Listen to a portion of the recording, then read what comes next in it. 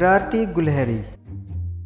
एक जंगल में एक गुलहरी रहती थी जिसका नाम था चुनचुन।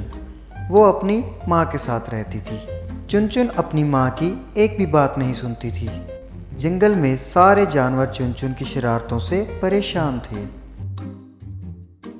एक दफ़ा चुनचुन अपने पेड़ पर खेल रही थी और साथ ही दूसरे पेड़ पर एक बंदर जिसका नाम था फर्राटा सो रहा था।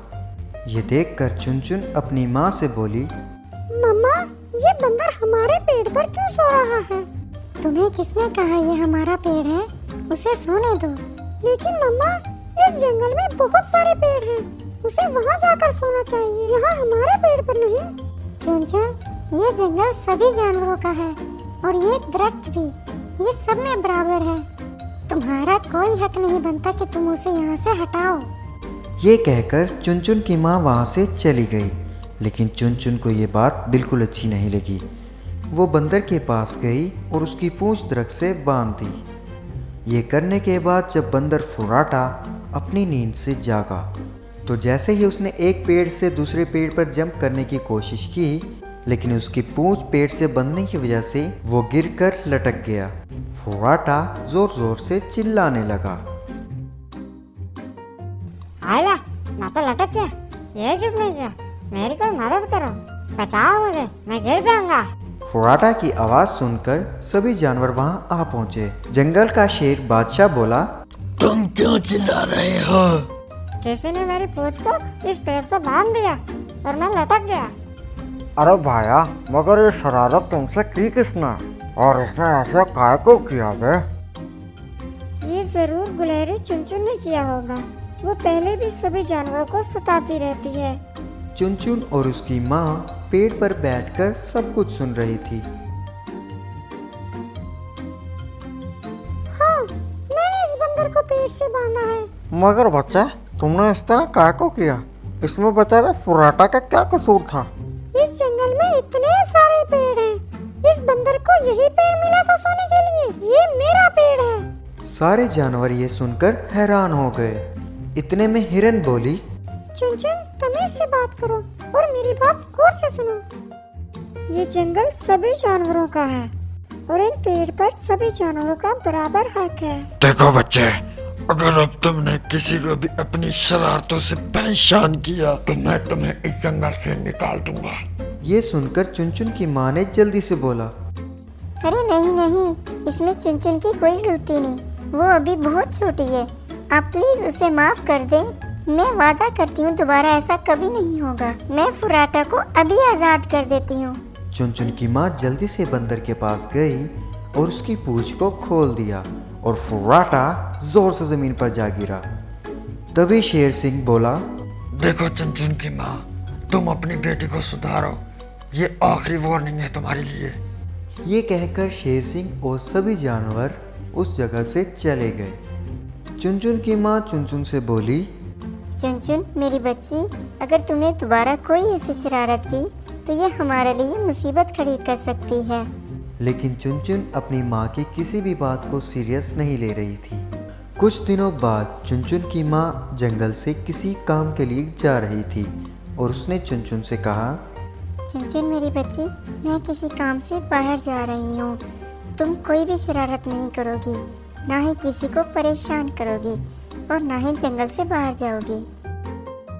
ठीक है मामा, मैं कोई शरारत नहीं करूँगी, आप बेफिक्र हो जाएं। मगर चुनचुन की माँ को चुनचुन पर बिल्कुल भी भरोसा नहीं था, तो उसने चुनचुन की जिम्मेदारी कल्लू मियाँ को दी कि वो उसका ख्याल रखे। कल्लू मियाँ, मैं जंगल से किसी काम से बाहर जा रही हूँ, क्या तुम कुछ दिनों के लिए इसका ख्याल रखोगे? ठीक है, तुम जाओ, लेकिन कोशिश करना कि तुम जल्दी वापस आओ। मैं तुम्हारी बेटी को इतने दिनों तक नहीं संभाल पाऊंगा, ये बहुत शरारती है। कल्लू मियाँ, तुम बिल्कुल फिक्र मत करो, मैं जल्दी आने की कोशिश करूँगी। ये कहने के बाद चुनचुन की माँ जंगल से चली गई और चुनचुन जंगल में अकेली रह गई। एक दफ़ा चुनचुन पेड़ पर अकेली बैठकर सोचने लगी, कितने दिन हो गए मैं मम्मा से नहीं मिली, मैं उदास हो गई हूँ। मुझे उनके पास जाना चाहिए, वो मुझे देखकर खुश हो जाएंगी। इसके बाद चुनचुन पेड़ से नीचे उतरने लगी और जंगल से बाहर जाने का सोचने लगी। इतने में कल्लू मियाँ चुनचुन के पास आया और उसे कहने लगा, चुनचुन मेरे बच्चे, तुम पेड़ से नीचे क्यों उतरी और कहाँ जा रही हो? अरे अंकल, मैं कहीं नहीं, मैं तो बस नीचे खेलने जा रही हूँ। मैं अभी वापस आ जाऊंगी। ठीक है मेरे बच्चे, लेकिन जल्दी वापस आ जाना वरना मैं आ जाऊंगा। ये सुनकर चुनचुन पेड़ से नीचे उतरी और जंगल से रवाना होने लगी, लेकिन उसे रास्ता भूल चुका था और उसे कोई जानवर भी नजर नहीं आ रहा था जिससे वो घर का रास्ता पूछे। जब चुनचुन की माँ वापस आई तो उसने चुनचुन को कहीं भी ना देखा और वो परेशान हो गई। उसने कल्लू मियाँ से कहा, कल्लू मियाँ, मेरी बच्ची कहाँ है? वो मुझे कह के गई थी कि मैं खेलने जा रही हूँ और तब से वापस नहीं आई। मुझे लगता है कि वो किसी मुसीबत में फंस गई होगी। हमें रात होने से पहले उसे ढूंढना चाहिए। चलो चलते हैं हम लोग और सभी जानवरों को कहते हैं कि उसे ढूंढने में हमारी मदद करे। चुनचुन और कल्लू मियाँ सभी जानवरों को इत्तला कर दी और सारे मामले के बारे में उन्हें बताया। सभी जानवर चुनचुन को इधर उधर ढूंढ रहे थे, लेकिन उन्हें चुनचुन कहीं भी ना मिली। इतने में कल्लू मियाँ ने एक बाज को हवा में उड़ते देखा और उसने उसे कहा, अरे देखो, बाज आसमान में उड़ रहा है।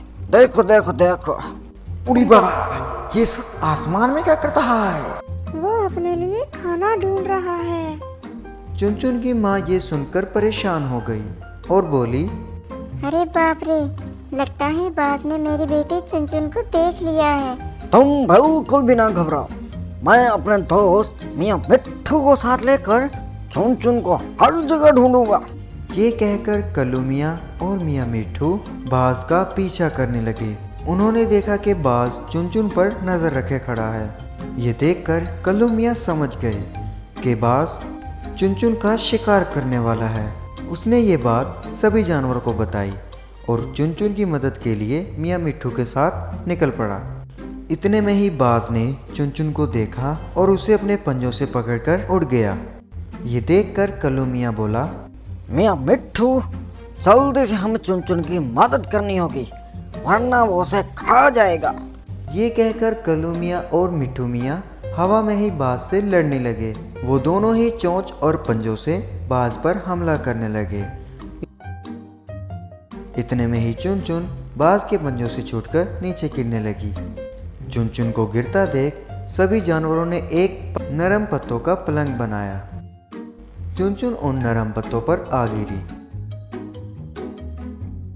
चुनचुन मेरी बच्ची, क्या तुम ठीक हो? हाँ माँ, मैं बिल्कुल ठीक हूँ। चुनचुन, अब तुम्हें पता लगा कि तुम्हें शरारत नहीं करनी चाहिए। अगर तुम शरारतें ना करो तो तुम इस मुसीबत में कभी ना फंसती। ये सुनकर चुनचुन अपनी माँ से बोली, मुझे माफ कर दो माँ, मैंने कभी आपकी बात नहीं सुनी, लेकिन मैं वादा करती हूँ आज के बाद मैं आपकी हर बात मानूंगी।